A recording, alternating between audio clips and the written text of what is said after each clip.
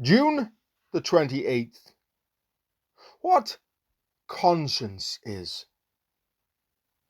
For our boast is this, the testimony of our conscience, that we have behaved in the world, and still more towards you, with holiness and godly sincerity, not by earthly wisdom, but by the grace of God.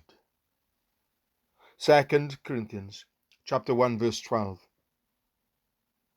One aspect of God's image in us is our conscience, classically defined by Thomas Aquinas as man's mind making moral judgments. It functions in the style of a voice within, actually addressing us to command or forbid, approve or disapprove, justify or condemn. Conscience does not feel like the spontaneous working of my mind, which it actually is. It feels, and is divinely intended to feel, like a monitor from above.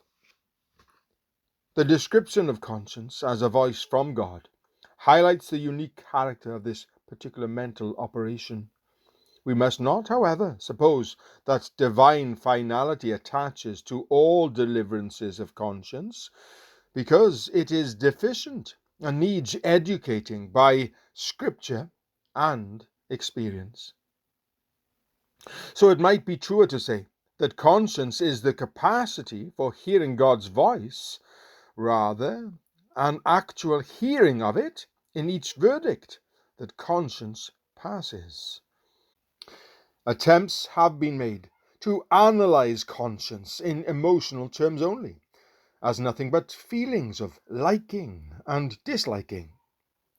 This has been labeled the boo hara theory. Coconut, murder, boo, curry, promise keeping, hurrah! If this analysis were true, moral reasoning would be comparable to, try this, you like it, and don't eat that, it's horrid. And no universal moral standards could ever be agreed upon, any more than it could ever be agreed that henceforth everyone shall like curry and dislike coconut.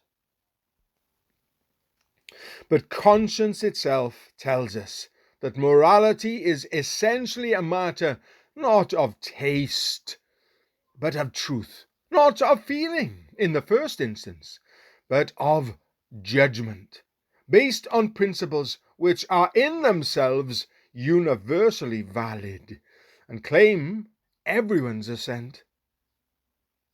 Do you feel guilty about something? If so, should you? Lord, do you, or does anything in your word condemn me in this matter, or not?